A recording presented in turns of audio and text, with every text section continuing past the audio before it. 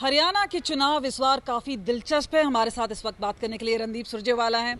Sir, पहले तो हम बात करते हैं देश के चुनाव की। अभी रवनीत बिट्टू का बयान आया है और ख़ास तौर पे यूएस में जिस तरह के स्टेटमेंट और टिप्पणी दी गई है, उसके बाद रवनीत बिट्टू ने उल्टा पलटवार किया और यहाँ तक बोल डाला है कि राहुल गांधी देश के नंबर 1 टेररिस्ट हैं। ये पूरी तरह से बेवकूफ़ाना और बचकाना बयान है रवनीत बिट्टू जी का। मुझे लगता है कि वो अपना राजनीतिक और मानसिक संतुलन दोनों खो बैठे हैं। ये वही रवनीत बिट्टू तो हैं जो राहुल जी के कसीदे पढ़ते हुए थकते नहीं थे। आपने खुद अपने चैनल पर उन्हें कई बार इंटरव्यू किया है।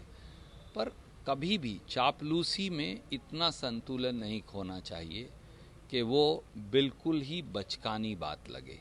इसलिए मुझे नहीं लगता कि कांग्रेस को इस प्रकार के बेवकूफ़ाना, बचकाना और संतुलन खोई बातों पर कोई टिप्पणी करनी है।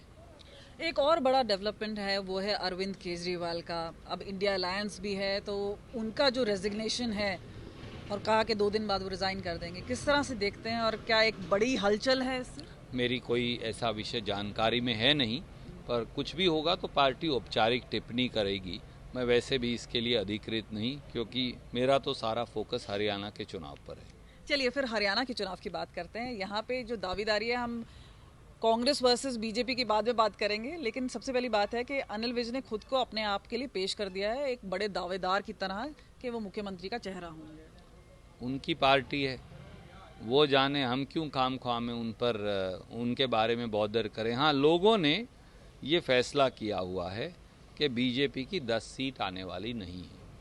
अब अगर 10 से कम सीटों पर कोई दावे कर रहा है तो करे। लेकिन दिलचस्प बात यह भी है कि जिस तरह से टिकट का वितरण किया गया, वहाँ पे ऐसा लग रहा है कि हुड्डा कैंप है, उन्हीं की दावेदारी है, 70 से ज़्यादा सीटें हैं उन पर हैं। और ये भी कहा जा रहा है कि शैलजा कैंप हुए हैं या आपने भी जो रिकमेंडेशंस की थी वो तो हो नहीं पाई हैं। तो किस तरह से देखते हैं? खासतौर पर बीजेपी इस पर काफ़ी पलटवार कर रहा है। देखिए, ऐसा है, बीजेपी के पेट में कांग्रेस की टिकटों को लेकर क्यों तकलीफ हो रही है? जूतों में दाल अगर कहीं बट रही है तो बीजेपी में बट रही है। आपने देखा कि करणदेव कंबोज जो बैकवर्ड क्लास के उनके प्रमुख हैं और उनके नेता थे वर्षों तक, वो फूट फूट कर रोए। यहाँ तक कि उन्होंने मुख्यमंत्री से हाथ मिलाना भी उचित नहीं समझा और आखिर में उन्हें कांग्रेस का दामन पकड़ना पड़ा। हमने देखा कि कविता जैन, जो उनकी एक महत्वपूर्ण अग्रवाल समाज की नेत्री हैं, कैसे उनको खून के आंसू रुलाया गया।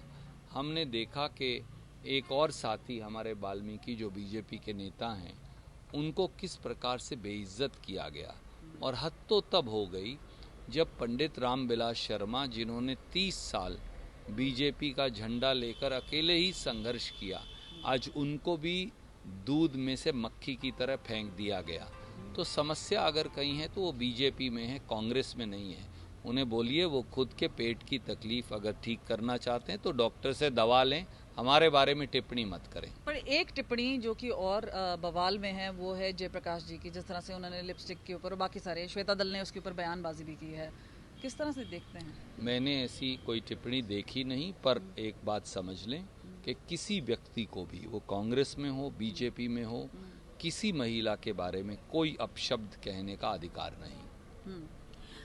आपके बेटे लड़ रहे हैं, कई बार तो ये भी थी कि आप लोग लड़ना चाहते हैं, फिर वो बात आई कि मेंबर ऑफ पार्लियामेंट है, सांसद है, वो नहीं लड़ेंगे। लेकिन आप अपने बेटे का परफॉर्मेंस और पहली बार उनकी एंट्री है, कैसे देखते हैं? और अगर जीतते हैं तो आपको लगता है कि उनको मंत्री पद मिलना चाहिए?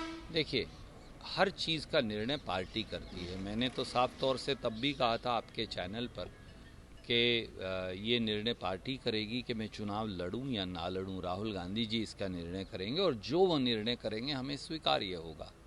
तो भविष्य में भी जो पार्टी निर्णय करेगी वो स्वीकार्य होगा, क्योंकि यही अनुशासन की परिधि भी है और यही राजनीति की गरिमा भी।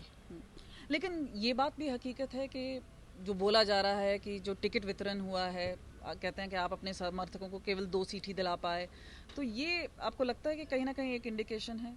क्योंकि पहले तो बोलते थे एसआर के कैंप है, अब किरण चौधरी चलेगी तो वो एसआर ही रह गया है। और शैलजा जी जिस तरह से अपने आप को भी दावेदार पेश कर रही हैं, किस तरह से देखते हैं? क्योंकि ये अब कांग्रेस वर्सेस बीजेपी नहीं है, ये कांग्रेस वर्सेस कांग्रेस है, जो कि कई स्टेट्स में भी देखा गया है। देखिए, ये पत्रकार मित्रों को ज़्यादा लगता है, हम लोगों को नहीं। कांग्रेस पार्टी में एक सीधी सी रवायत है कि कांग्रेस के अगला मुख्यमंत्री कौन होगा, इसका निर्णय हमारे विधायक साथी कांग्रेस हाईकमांड करेगी। तो उनसे राय ली जाएगी और कांग्रेस का जो आला कमान है वो निर्णय कर देगा। इसके लिए ये ज़रूरी नहीं कि आपको विधायक होना ही ज़रूरी है। 2005 में तो एक सांसद को हमने मुख्यमंत्री बनाया था, पर हालांकि हमारे 67 विधायक थे। तो इसलिए सही समय पर श्री राहुल गांधी खड़गे जी वो सही निर्णय कर देंगे और जो वो निर्णय करेंगे हमें स्वीकार्य होगा। तो क्या इससे इंडिकेशन मान लें कि आप भी एक दावेदार हैं?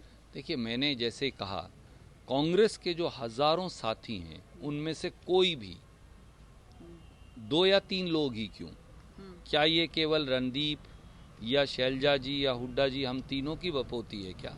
चौथा आदमी नहीं बन सकता क्या? या 5वां या 6ठा या 7वां या 10वां आदमी? कोई कार्यकर्ता भी शीर्षतम पद पर बैठ सकता। तो क्या आपके एम्बिशन है? क्यों? राजनीति में अगर महत्वाकांक्षा नहीं होगी तो संन्यास लेकर फिर वानप्रस्थ आश्रम में चले जाना चाहिए। महत्वाकांक्षा पार्टी के अनुशासन और ग्रोथ के आगे आड़े नहीं आनी चाहिए। महत्वाकांक्षा रखना सही है, इच्छा रखना सही है, क्योंकि अगर आपको लगता है कि आप हरियाणा का स्वरूप बदल सकते हैं, जो मुझे लगता है, अगर आपको लगता है कि आप एक नए और नवीन हरियाणा का गठन कर सकते हैं, जो मुझे लगता है, अगर आपको यह आत्मविश्वास है कि आप हरियाणा में नौजवानों की समस्या हो या किसानों की समस्या हो, उसका एक लॉन्ग टर्म निदान निकाल सकते हैं, जो मुझे लगता है कि मेरे पास है, तो वो महत्वाकांक्षा उचित है। पर वो महत्वाकांक्षा पार्टी की ग्रोथ के आड़े नहीं आनी चाहिए, यही लक्ष्मण रेखा है। चलिए, ये बात तो आपने साफ कर दी, लेकिन 90 में से कितनी सीट, कितना कॉन्फिडेंस है? कांग्रेस आज के दिन 70 से ज़्यादा सीट लाने की स्थिति में है। और आप ये पाएंगी कि अगले 10 दिन के बाद जिस प्रकार का माहौल है, लोगों का प्यार और समर्थन है, भाजपा के प्रति रोष है, ये आंकड़ा 1987 में याद करिए, आपने तब भी ये राजनीति देखी थी। 85 सीट देवीलाल जी को आई, 5 कांग्रेस को। आज वही स्थिति कांग्रेस की है। कांग्रेस 80 से ज़्यादा सीट भी ला सकती है, ऐसा मेरा विश्वास है। रणदीप सुरजेवाला जो कि सीधे सीधे हमसे बात कर रहे थे, कैमरा पर्सन चांदी के साथ कमलजीत संधू, कैथल आज तक।